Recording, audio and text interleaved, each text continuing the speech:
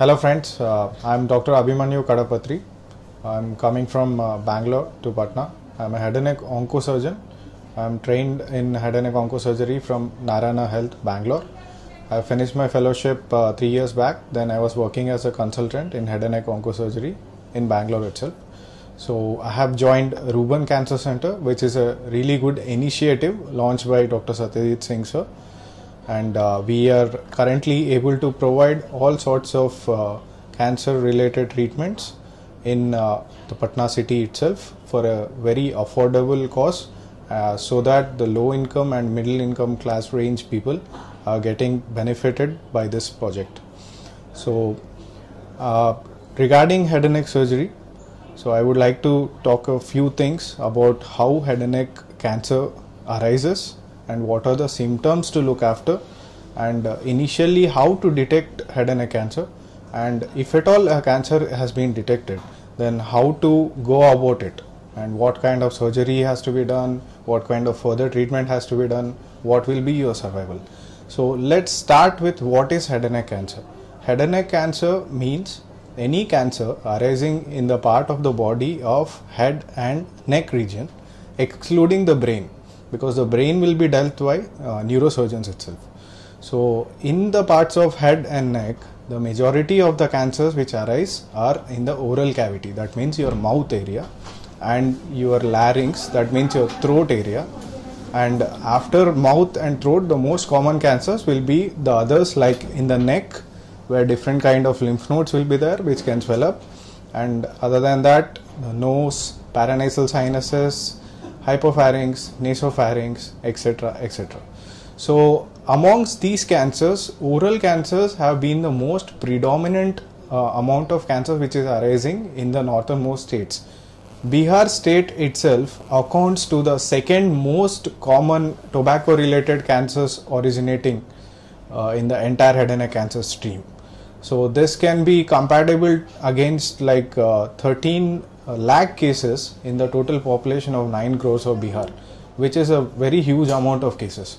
So these kind of tumors arise from habit history generally, either a tobacco chewing or tobacco smoking kind of habit history, and other than that, alcohol consumption also increases the risk of getting a oral cancer or a laryngeal cancer. So amongst oral cancer, what kind of signs you have to look after before approaching a doctor? If at all there is a whitish or a reddish lesion in your oral cavity, or on your tongue, on your buccal mucosa, or on your gums, and is there an ulcer which is not healing since past 4 weeks even on medical treatment, other than that, blood coming from the mouth ulcers, or any sort of neck swelling which is there from a long time and which is not getting subsided with antibiotics or regular treatment. So these things which you have to look after and approach a primary healthcare worker first, or a specialist if you have access to regarding these tumors. Generally dentists, general physicians, and head and neck oncologists and surgeons will be dealing with oral cancers. So primarily when you approach them, they will advise you a biopsy. A biopsy is a small piece taken from the tumor itself which will be sent for testing. So this test, if at all it comes as cancer, then the grade of cancer and further investigation has to be done. Coming to further investigations, you can expect further investigations to take about 24 hours time, because you have to get a CT scan done and a full workup of your body done to get to know what is your current state right now, and other than that, to see the extent of disease and for us to stage the disease. So head and neck cancers are generally divided into 4 stages: stage 1, stage 2, stage 3 and stage 4. Stage 1 and stage 2, the survival rate is really good. So if you get treated on time, and if the stage doesn't cross, and on time if you get surgery, on time if you get radiation, then your survival will be 90% plus. So other than oral cancers, we also have laryngeal cancers, PNS cancers and other signs.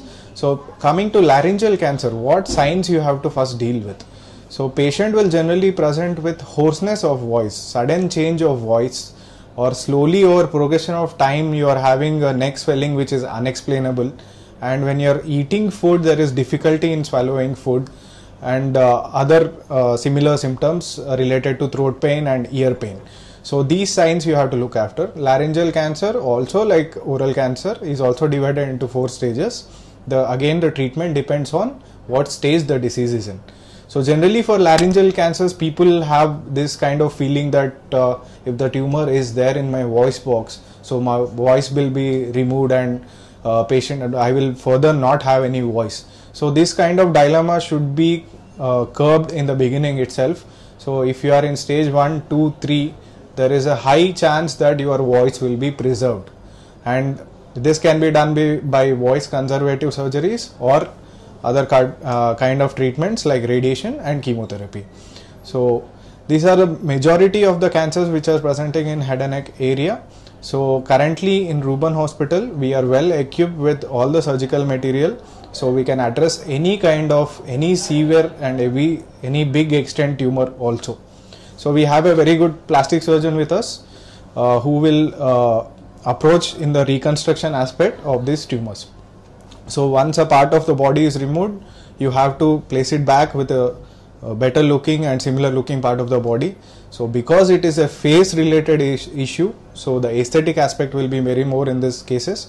So a good reconstructive surgeon and good reconstruction is also a key point in this standing. Thank you.